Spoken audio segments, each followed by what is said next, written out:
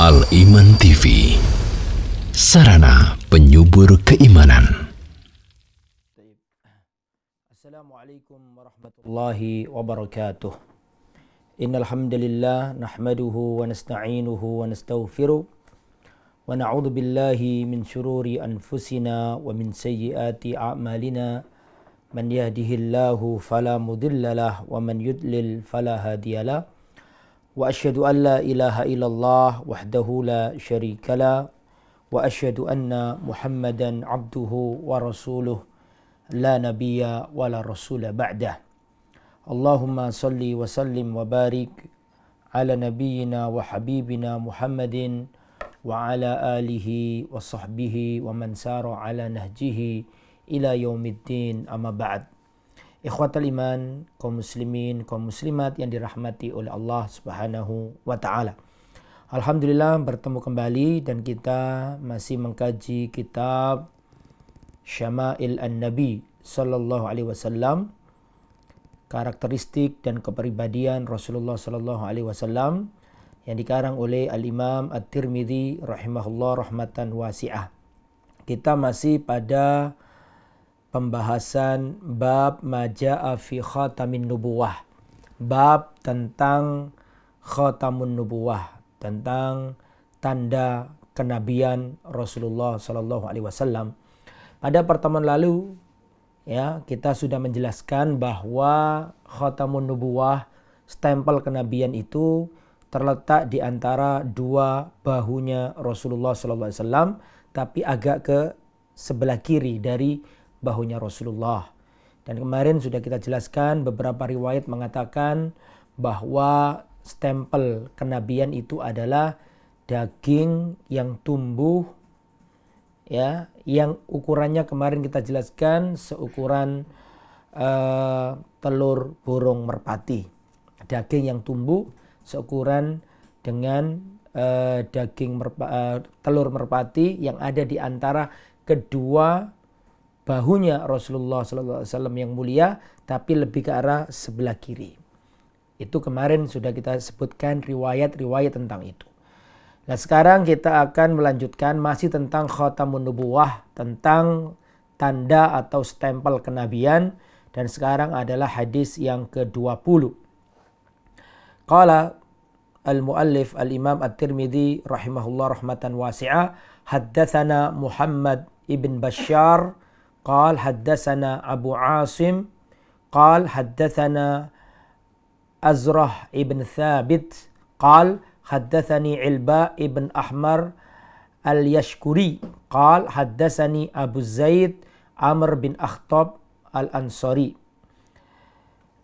قال يعني عمرو بن أخطب الأنصاري قال, beliau berkata, qala li Rasulullah sallallahu alaihi wasallam, Rasulullah sallallahu alaihi wasallam berkata kepadaku, ya Aba Zaid, wahai Abu Zaid, udnu minni, mendekatlah kepadaku, famsah dhahri, dan usaplah punggungku. Jadi Rasulullah sallallahu alaihi wasallam ya berkata kepada Abu Zaid yang nama aslinya adalah Amr bin Akhtab al-Ansari. Amr al-Akhtab ini berkata bahwa Rasul berkata kepadanya, ya Abu Zaid, mendekatlah kepadaku dan tolong usaplah punggungku. Ini ucapan Rasulullah SAW. Wahai Abu Zaid, mendekatlah kepadaku dan usaplah punggungku. Maka Abu Zaid, Amr bin Akhtab berkata, famasahtu dhahrahu, maka aku usap punggungnya Rasulullah. Fawaqa'at asabi'i 'alal khatam. Dan ternyata waktu aku mengusap tadi, jari jemariku ini tepat mengenai khatam, ya stempel kenabian yang ada di antara dua bahunya Rasulullah yang lebih ke arah kiri dikit. Maka tanganku menyentuh. Terus perawi hadis ini tadi, yaitu Ilba bin Amr al-Yashkuri berkata, wamal khatam, wahai Abu Zaid, yang dimaksud khotam, stempel tanda kenabian itu bagaimana? Qal, dijawab sama Abu Zaid, yang dimaksud stempel itu adalah sya'aratun mujtami'at, kumpulan dari rambut. Nah, ini ada riwayat yang seperti itu. Ya, kalau kemarin kan dikatakan daging yang tumbuh seukuran telur burung merpati di antara dua bahu Rasulullah SAW. Lain ada riwayat yang lain, diriwayatkan Imam Ahmad, ada seorang sahabat Nabi yang dimintai tolong Nabi, wahai Abu Zaid, kemarilah, mendekatlah, tolong usap punggungku. Kata Abu Zaid, maka aku usap punggungnya Nabi dan jari jemariku ya ada pada atau mengenai ya stempel atau tanda kenabian. Terus ditanya oleh perawi, wahai Abu Zaid, yang dimaksud dengan stempel tanda kenabian itu apa? Dijawab sama beliau, sya'aratun mujtami'at, tanda kenabian atau stempel kenabian yang ada di antara dua bahunya Nabi itu adalah sya'aratun mujtami'at, kumpulan dari rambut-rambut, kumpulan rambut. Lah ini bagaimana maksudnya dan bagaimana mengkompromikannya dengan hadis sebelumnya, yang mana hadis sebelumnya kan daging tumbuh. Tapi kenapa ini kok dikatakan rambut, kumpulan dari rambut? Ya, ini tidak kontradiktif sebenarnya kalau kita pahami. Makanya di sini dikatakan oleh Syekh Abdul Razak yang dimaksud sya'arat mujtami'at, kumpulan dari rambut-rambut ini adalah sebatas apa yang diketahui atau apa yang dikenai tangannya Abu Zaid. Karena ini kan Abu Zaid tidak melihat, tapi tanganku apa tadi? Tanganku mengusap punggungnya Nabi dan mengenai. Sehingga ini sebatas yang dirasakan perawi melalui tangan beliau. Kumpulan rambut-rambut. Dan itu tidak membatalkan riwayat-riwayat sebelumnya yang mengatakan bahwa tanda kenabian atau stempel itu adalah daging yang tumbuh. Ini tidak sesuatu yang bertentangan, bukan. Maksudnya benar memang tanda stempel kenabian itu daging yang tumbuh. Tetapi di situ ada rambut-rambutnya. Dan kebetulan yang dipegang oleh sahabat tadi namanya Abu Zaid itu kebetulan yang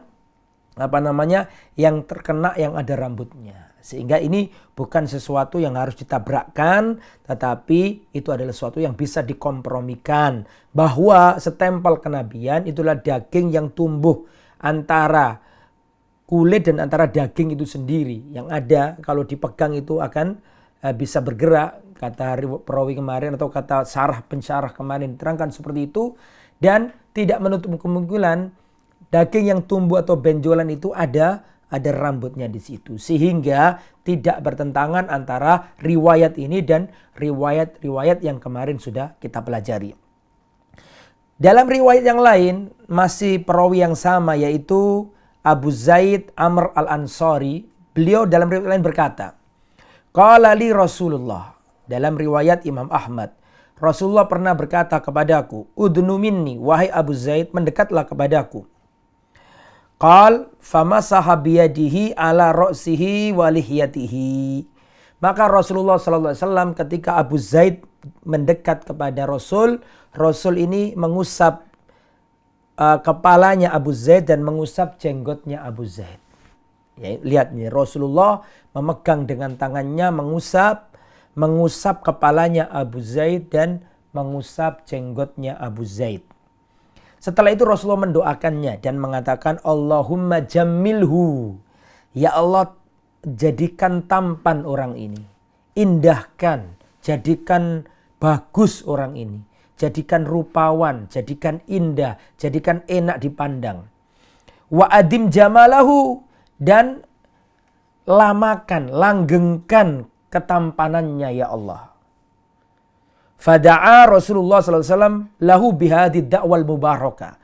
Ini sahabat Nabi yang namanya Abu Zaid yang menceritakan tadi tentang stempel kenabian tadi itu pernah dipanggil Nabi. Nabi mengusap kepalanya dan mengusap jenggotnya. Dan Nabi mengatakan, ya Allah, jadikan indah orang ini, jadikan tampan orang ini dan lamakan, langgengkan ketampanannya. Ini doa yang luar biasa ini. Maka dalam riwayat nanti ini dicatat, ini insya Allah ini jarang Anda ketahui riwayat ini. Dalam riwayat Abu Zaid yang didoakan Nabi tadi itu umurnya 100 lebih, 100 tahun lebih. Ya, orang yang dimintai tolong Nabi, wahai Abu Zaid datang kemari, tolong apa? Usap punggungku. Terus diusap, ternyata kena stempelnya Nabi tadi itu. Yang menceritakan tadi itu pernah didoakan Nabi. Diusap kepalanya oleh Nabi dan diusap jenggotnya oleh Nabi. Dan Nabi mengatakan, Allahumma jamilhu, ya Allah tampankan orang ini. Wa adim jamalahu, dan langgengkan ketampanannya. Lamakan ketampanannya. Maka dalam riwayat sahabat ini, yaitu Abu Zaid Amr al-Ansari ini, beliau umurnya 100 tahun lebih. Kena doanya Nabi ini. Lamakan ketampanannya ya Allah. Sampai umurnya 100 tahun lebih. Wa ma fi ra'sihi wa lihyatihi bayadun. Dan tidak ada di rambut dan jenggotnya ini uban. Tidak ada. Illa nabdun yasir. Kecuali sedikit sekali ada ubannya. Faqad kana munbasitul wajhi. Dan ini orangnya ini wajahnya nyaman, lapang. Tidak keriput. Tidak keriput. Walam yusib bit taja'id allati tusibu kibaros sinni. Dan beliau tidak tertimpa kulit keriput sebagaimana biasanya orang tua itu mendapati keriput kulit. Nah ini sahabat ini enggak. Ya karena didoakan Nabi tadi, wahai Abu Zaid datanglah kemari, tolong usapkan punggungku. Setelah itu didoakan Nabi. Ya, dalam riwayat yang lain Rasulullah mengusap kepalanya dan Rasulullah memegang jenggotnya. Kemudian Rasulullah mengatakan, ya Allah tampankanlah orang ini, jadikan rupawan orang ini dan lamakan ketampanannya. Maka dalam riwayat sahabat Nabi Abu Zaid Amr al-Ansari yang meriwayatkan hadis stempel tadi itu umurnya 100 tahun lebih dan badannya bagus, wajahnya tidak keriput sama sekali. Dan rambut beserta jenggotnya meskipun 100 tahun lebih tadi tidak ada uban kecuali sedikit sekali.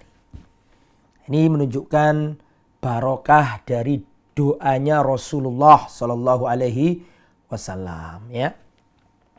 Kemudian ikhwatal iman rahimani wa rahimakumullah. Jadi sekali lagi hadis yang mengatakan bahwa stempel kenabian itu adalah kumpulan rambut-rambut itu bukan berarti seperti itu maknanya. Tapi itu hadis ini tambahan dari apa yang kita sampaikan sebelumnya. Itu riwayat-riwayat sebelumnya yang mengatakan bahwa stempel kenabian itu daging yang tumbuh seukuran telur merpati dan berada di tengah-tengah bahu, cuman agak ke sebelah kiri dikit. Nah itu ya, jadi ini tidak bertentangan.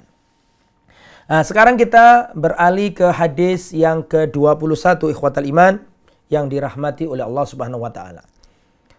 Haddatsana Abu Ammar Al-Husain bin Khurais Al-Khuzai. Qal haddatsana Ali bin Husain bin Waqid. Qal haddatsani Abi. Qal haddatsani Abdullah ibn Buraidah. Qala sami'tu Abi Buraidah yaqul. Aku mendengar Abu Buraidah berkata, Ja'a Salman Al-Farisi, telah datang Salman Al-Farisi ila Rasulullah sallallahu alaihi wasallam hina qadimal Madinata bima idatin 'alaiha rutabun. Nah, perhatikan kata Abu Buraidah berkata, Salman Al-Farisi, seorang sahabat Rasulullah sallallahu alaihi wasallam, Salman Al-Farisi pernah datang kepada Rasulullah ketika Rasulullah sampai di kota Madinah membawa yakni jamuan makanan berupa kurma, ya, rutob, ya, kurma segar, ya, dibawa ke Rasulullah.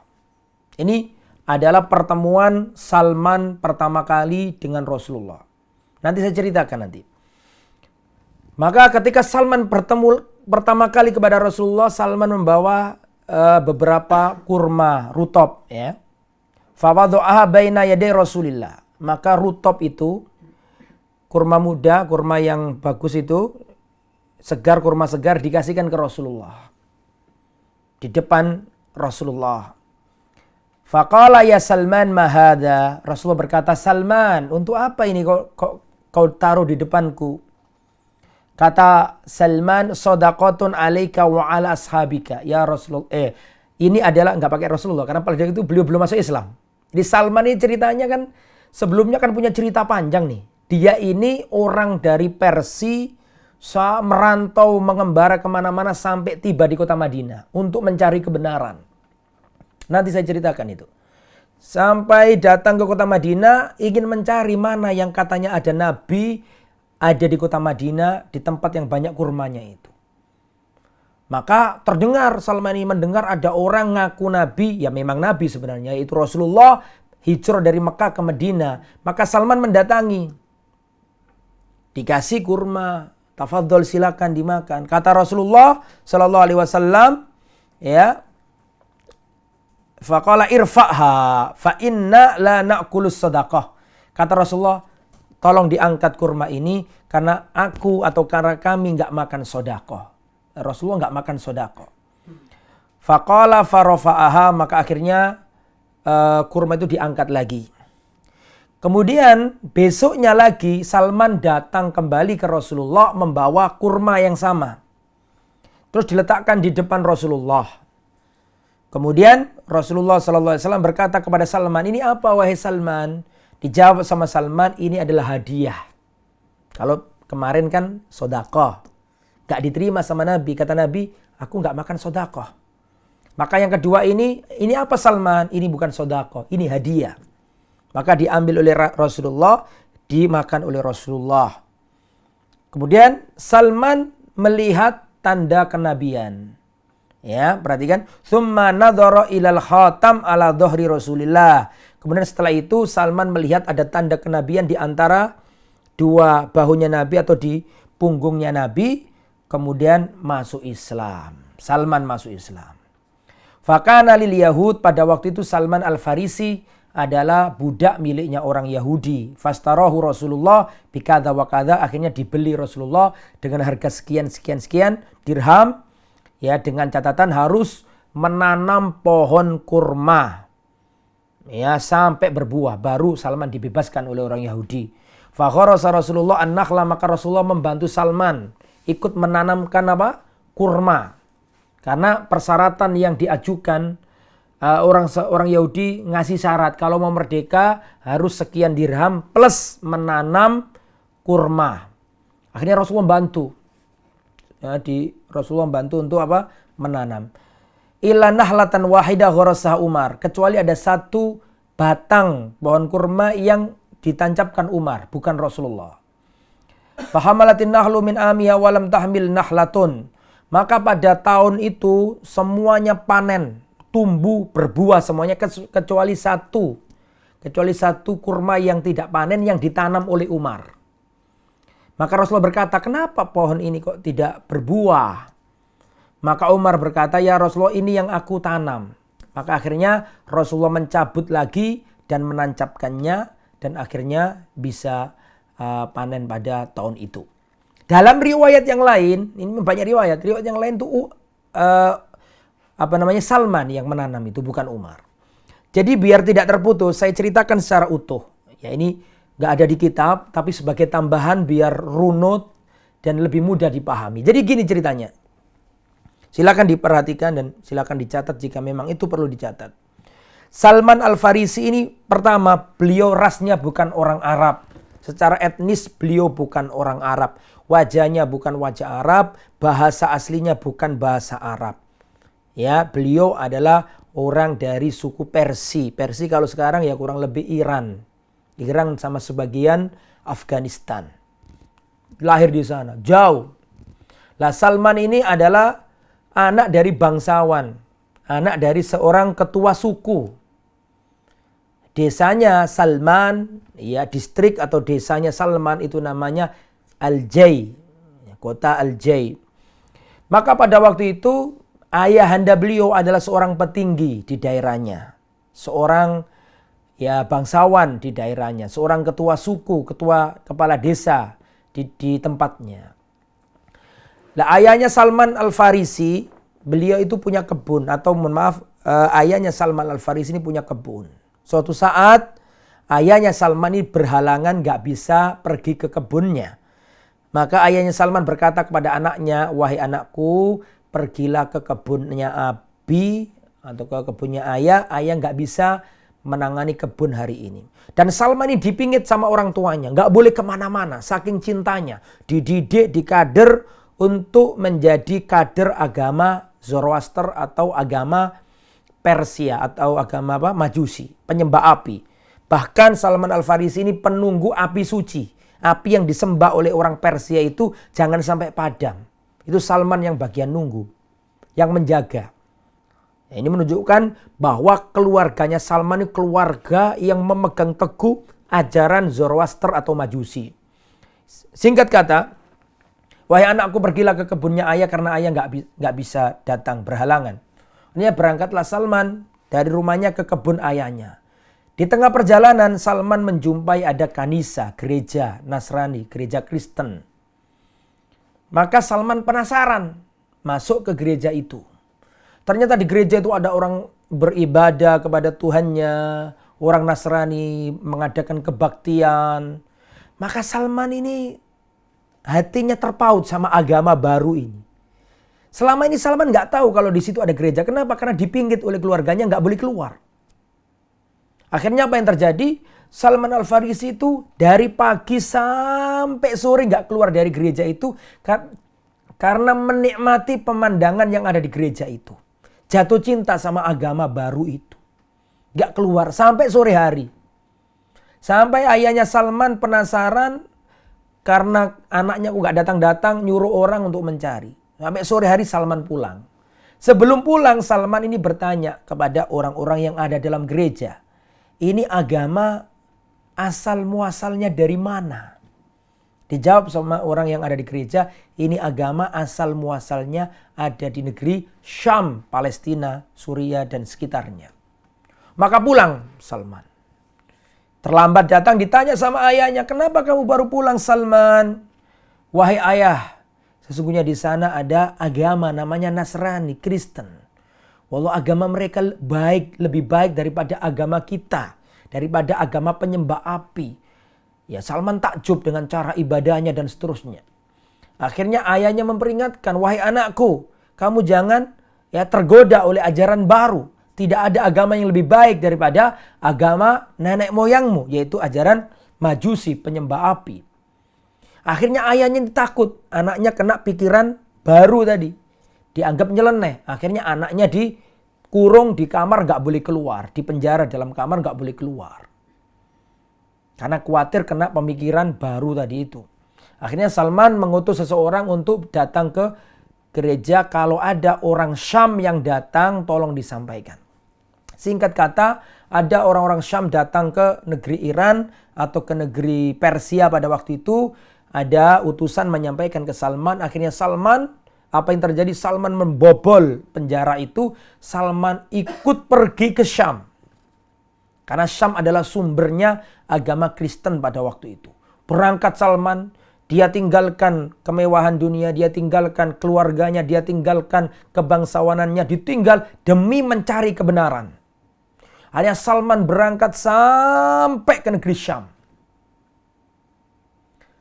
Sampai di negeri Syam dengan rombongan para pedagang tadi, sampai di negeri Syam, tahukah Anda apa yang dilakukan Salman?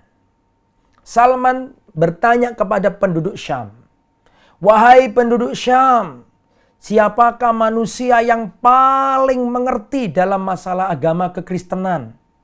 Siapakah orang yang paling punya otoritas untuk menjelaskan agama Kristen?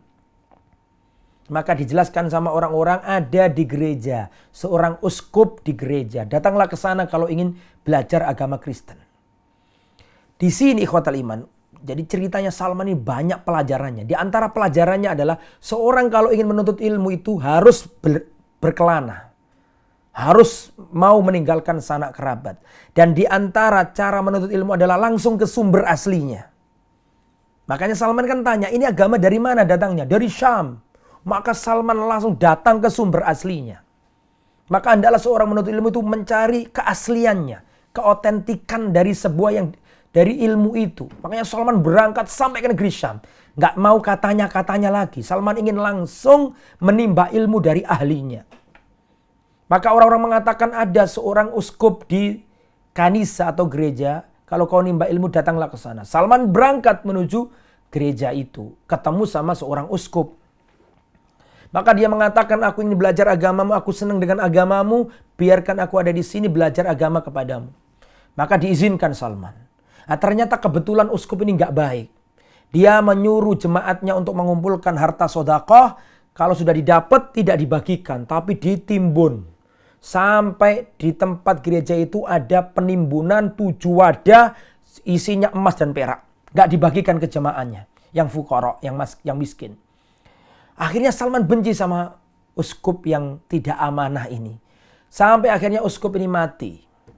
Orang-orang ingin memuliakan uskup ini, dianggap orang hebat, mulia, mau dikubur dengan kemewahan. Maka Salman berkata, wahai orang-orang Nasrani, jangan kalian tertipu. Dia ini bukan orang baik, kalian salah duga.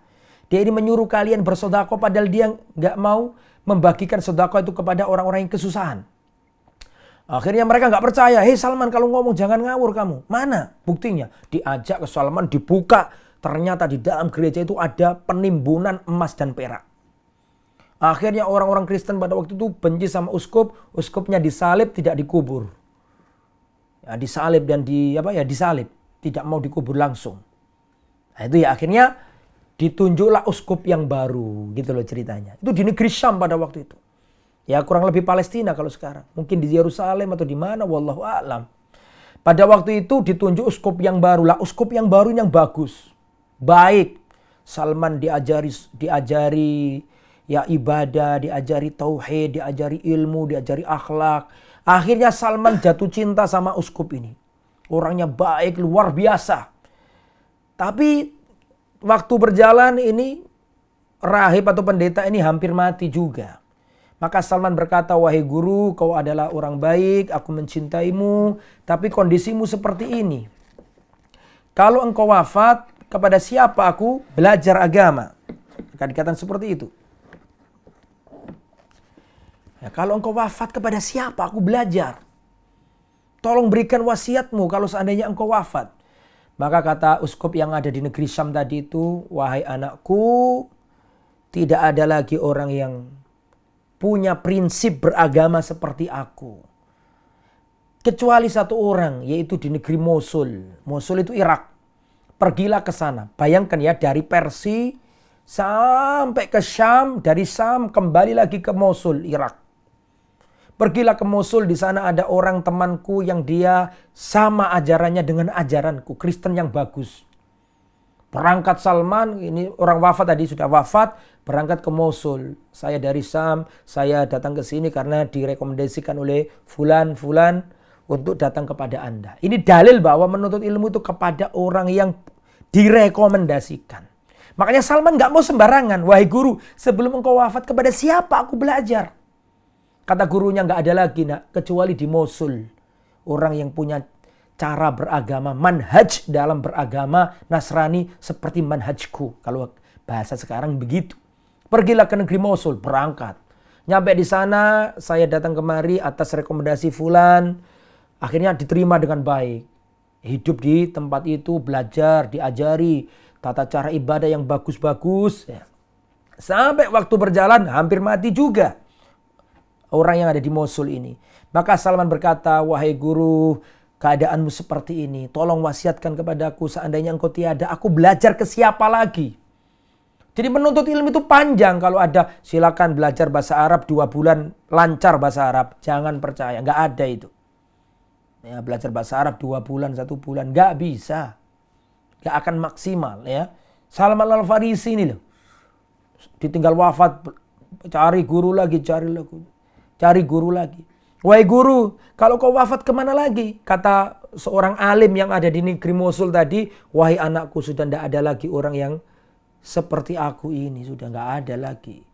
Kecuali satu orang di negeri Nasibin, ya. Nusaibin atau Nisibin atau Nasibin. Datanglah ke sana, di sana ada orang alim yang seperti diriku. Agama sudah banyak diubah-ubah oleh manusia, tapi di sana ada orang baik. Hanya Salman berangkat ke Nisibin. Nisibin atau Nasibin itu kalau sekarang Turki. Ada yang mengatakan Aljazair, ada yang mengatakan Turki. Tapi insya Allah yang benar Turki. Kalau lihat dari petanya daerah situ Turki. Nah, berangkatlah Salman ke negeri Nisibin atau Nasibin ini. Di sana ketemu orang baik itu. Ya, dia menuntut ilmu di situ sampai hampir wafat. Ketika hampir wafat, bertanya lagi, kalau engkau wafat, aku belajar ke siapa? Tidak ada lagi, wahai anakku, kecuali satu orang di negeri Amuria. Terus ini orang ini wafat. Berangkat ke negeri Amuria, cari guru yang direkomendasikan oleh guru sebelumnya. Ketemu.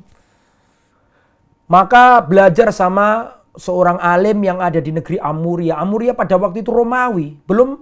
Ini Salman belum ngerti Islam.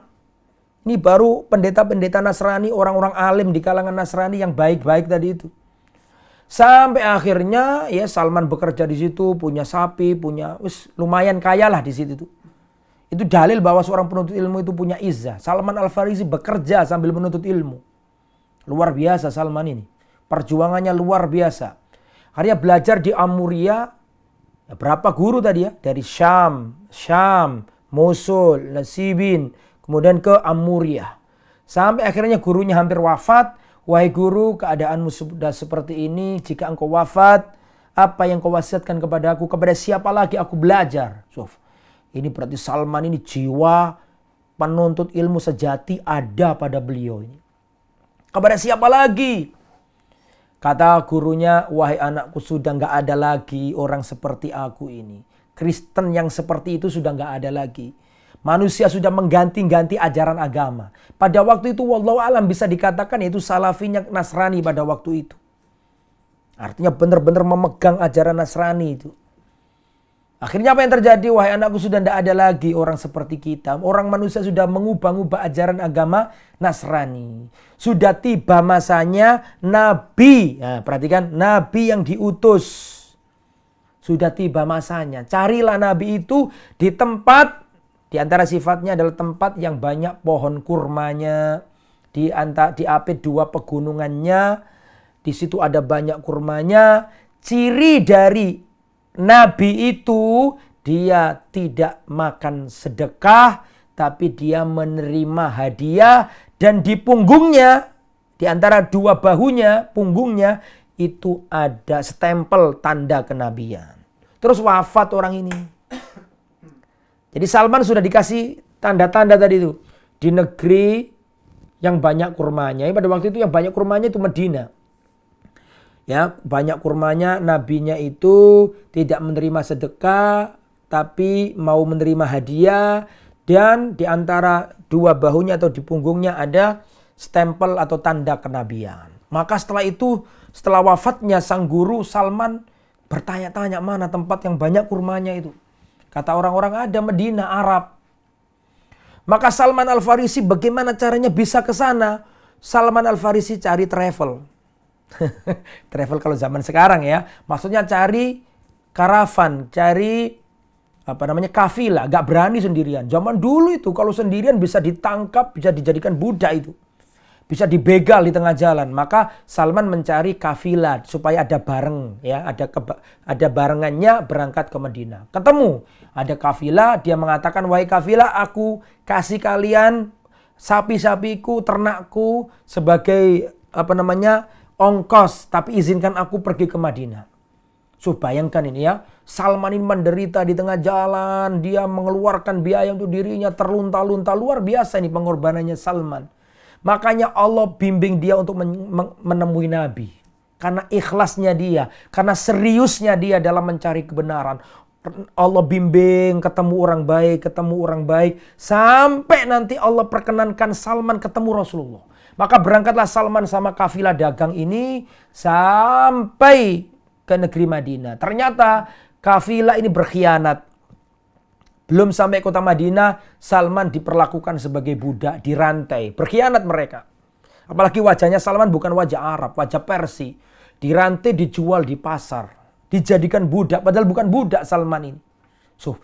Pengorbanan mencari kebenaran. Hartanya hilang plus dijadikan budak. Ngerti nggak dijadikan budak? Disuruh kerja nggak dibayar.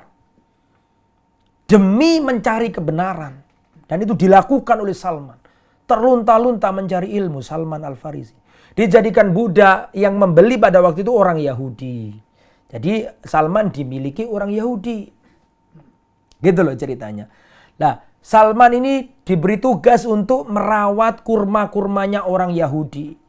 Suatu saat Salman Al-Farisi ini mendengar perbincangan di antara keluarganya majikannya.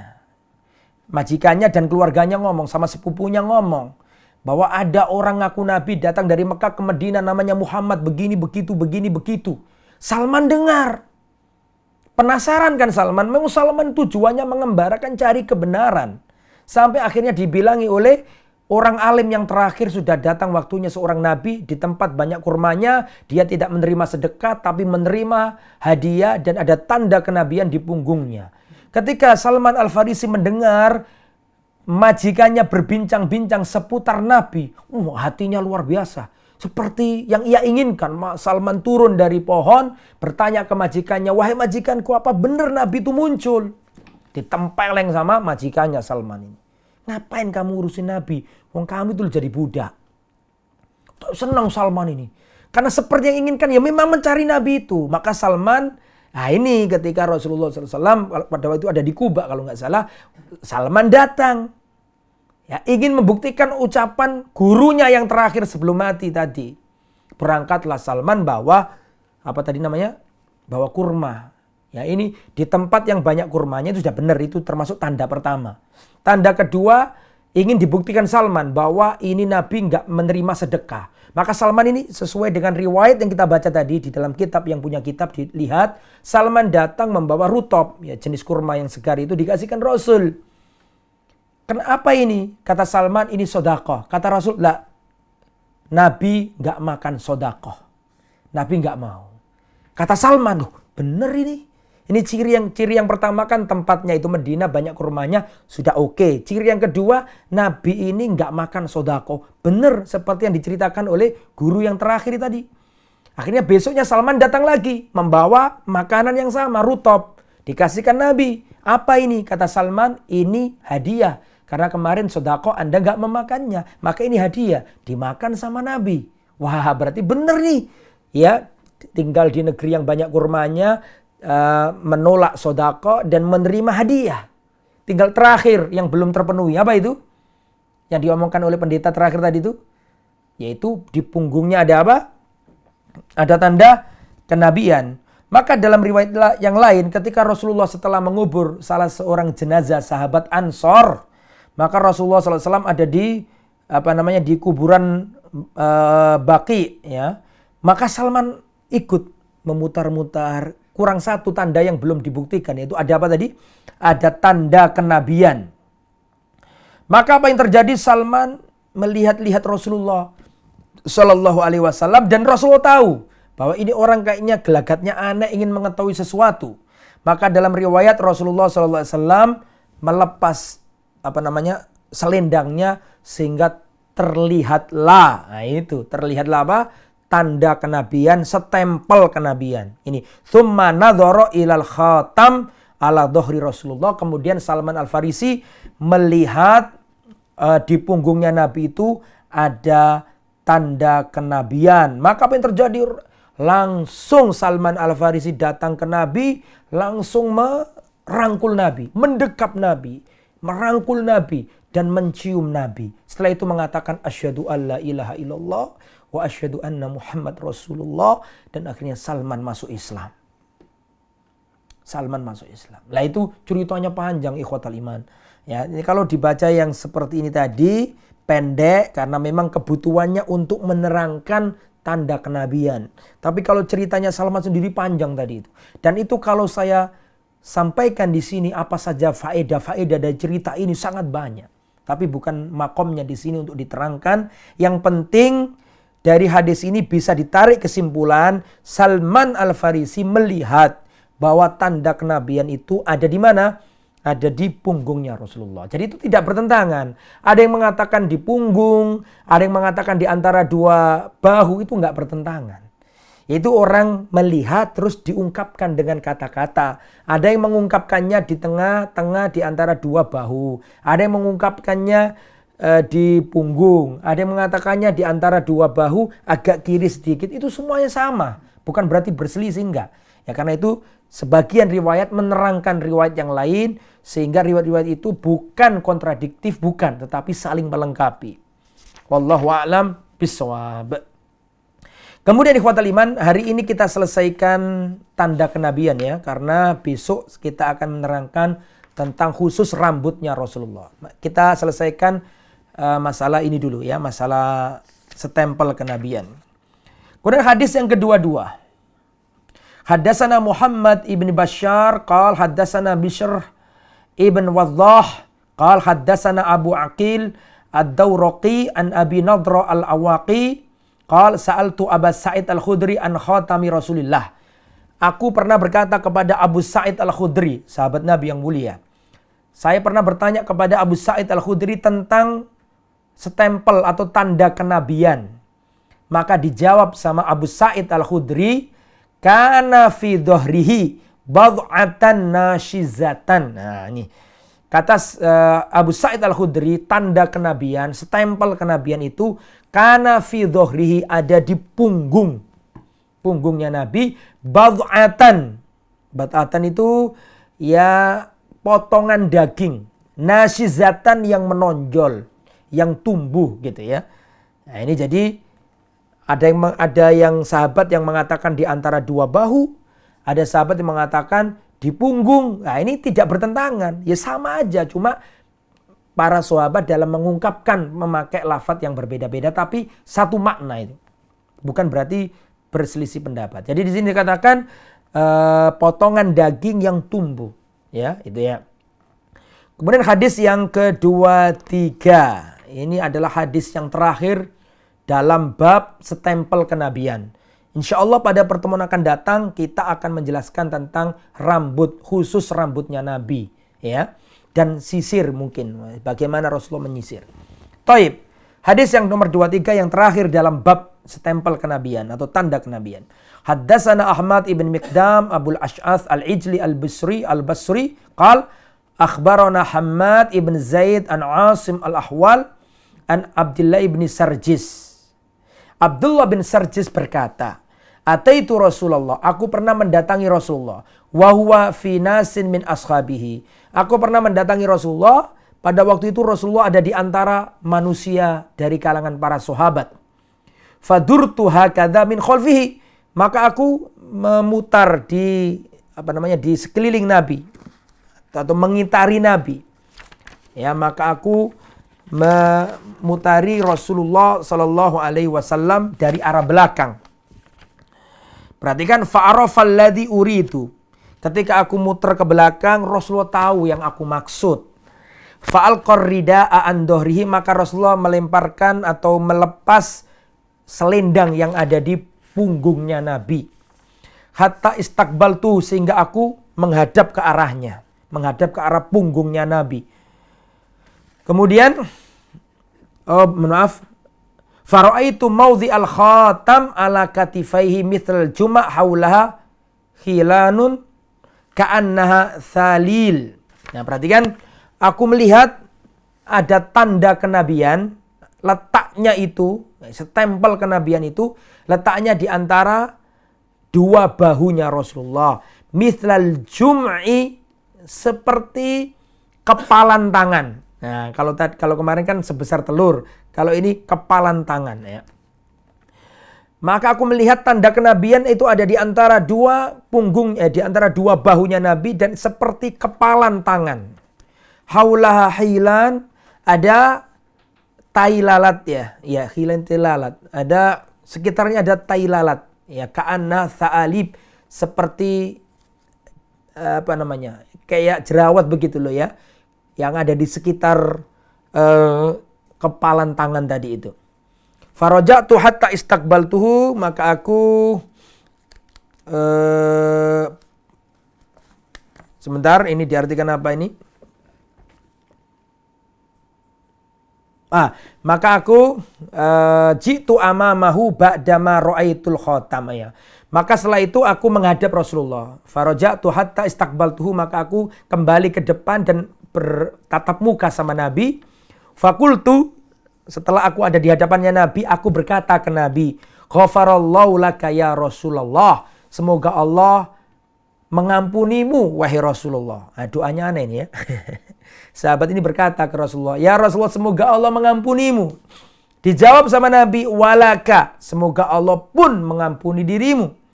Wa qalal qaum, maka orang-orang mengatakan, astaghfaralaka Rasulullah, apakah Rasulullah memohonkan ampunan untukmu?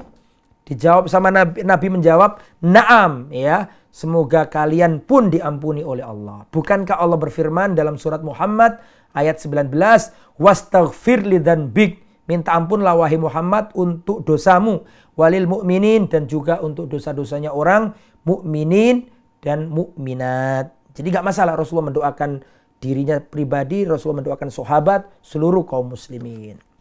Itu ya. Nah di sini ikhwatal iman yang dirahmati oleh Allah Subhanahu wa taala, ya ada istilah mithlal jum', seperti kepalan tangan ya. Sehingga bisa disimpulkan di sini Syekh Abdul Razak hafizahullah menyimpulkan riwayat-riwayat tentang apa tadi? Tentang stempel atau tanda kenabian itu dengan lafaz-lafaz yang berbeda. Ada sahabat melihat, oh seperti ini. Sahabat yang lain melihat seperti ini. Lafaz-lafaz yang banyak ini tidak bertentangan. Ada yang menyampaikan dengan daging yang tumbuh. Ada yang mengatakan apa tadi? Seperti telur. Ada yang mengatakan daging, potongan daging. Lah macam-macam. Ya, ada yang mengatakan potongan daging. Secara keseluruhan itu sebenarnya tidak ada perbedaan. Cuma para sahabat mensifatinya berdasarkan apa yang ia lihat, dilafatkan dengan lafaz yang berbeda-beda. Nah, jadi itu mengarah ke satu makna. Cuma pelafatan yang dipakai oleh para perawi berbeda-beda. Gitu ya. Jadi intinya ikhwatal iman, kesimpulannya sebelum kita pindah ke bab berikutnya, ya insya Allah besok kalau ini kita selesaikan sampai di sini. Intinya stempel kenabian itu atau tanda kenabian itu letaknya ada di antara dua bahu, tapi lebih condong ke arah kiri. Ya, kemudian berubah potongan daging yang tumbuh dan di situ ada rambutnya. Nah, itu ya, itu kesimpulannya. Kemudian ikhwatal iman, nah ini ada pertanyaan kemarin ditanyakan oleh penanya, ya sekarang ternyata disampaikan di sini. Pertanyaannya, apakah nabi-nabi yang lain itu juga ada stempel kenabian? Apakah nabi-nabi yang lain itu juga punya tanda kenabian? Nah ini dijawab ya, perhatikan. Ternyata pertanyaan yang kemarin saya nggak bisa jawab, ternyata ada di sini jawabannya. Perhatikan. Su'ilal Hafidh Burhanuddin Al-Halabi, seorang ulama Al-Hafidh Burhanuddin Al-Halabi pernah ditanya, hal khatamun nubuwah min khosaisin nabi? Apakah tanda atau stempel kenabian itu kekhususan Rasulullah? Yang mana nabi-nabi terdahulu nggak punya itu? Atau bagaimana? Kata beliau, saya nggak punya maklumat, nggak punya pemahaman tentang apakah nabi-nabi dulu itu punya stempel dengan nabi. Atau tidak, apakah nabi-nabi terdahulu itu punya stempel atau tanda kenabian seperti Rasulullah. Walakin kata beliau, akan tetapi yang nampak lebih kuat adalah bahwa tanda kenabian yang ada di antara dua bahu tadi itu adalah kekhususan Rasul. Kenapa? Innahu isyaratun ila annahu khatamun nabiyyin. Karena itu isyarat pertanda bahwa Rasulullah itu khatamun nabiyyin, artinya penutup para nabi. Makanya punya kekhasan, keciri khususan yang tidak dimiliki oleh yang lain. Walisa kadzalika ghairuhu, tidak semua nabi memiliki itu. Wali anna baban nubuwah hutima bihi, karena pintu kenabian sudah ditutup dengan Rasulullah. Fala yuftah ba'dahu abada, yang tidak dibuka lagi setelah nabi, enggak ada lagi nabi. Setelah Rasulullah sudah enggak ada nabi yang lain. Ya, adapun Wahab bin Munabbih rahimahullah mengatakan bahwa Rasulullah SAW itu tidaklah nabi diutus kecuali pasti punya tanda. Nah, ini ya. Ini kalau menurut Wahab bin Munabbih rahimahullah, beliau mengatakan lam yab'ats Allahu nabiyyan illa waqad kanat alai syamatun nubuwah fi yadihil yumna. Tidaklah seorang nabi diutus kecuali Allah kasih tanda di tangan sebelah kanan. Illa an yakuna nabiyana sallallahu alaihi wasallam, kecuali Rasulullah tanda kenabiannya itu ada di antara dua bahunya. Ya, Fa'ala hadza yakunu wad'il khatam bi dhahrin nabi mimma ukhtussa bihi anil anbiya. Kesimpulannya bahwa stempel atau tanda kenabian yang ada di pundak atau di antara dua bahunya Rasulullah ini adalah kekhususan Rasulullah yang tidak dimiliki oleh nabi-nabi yang lain. Wallahu a'lam bishawab. Sampai di sini ikhwatal iman, insyaallah pada pertemuan akan datang babnya, yaitu pertemuan ke-7 ya. Insyaallah babnya adalah bab tentang rambut Rasulullah. Bagaimana rambut Rasulullah? Panjangnya kayak gimana? Bentuknya bagaimana? Warnanya bagaimana? Insyaallah akan kita terangkan pada pertemuan yang akan datang insyaallah.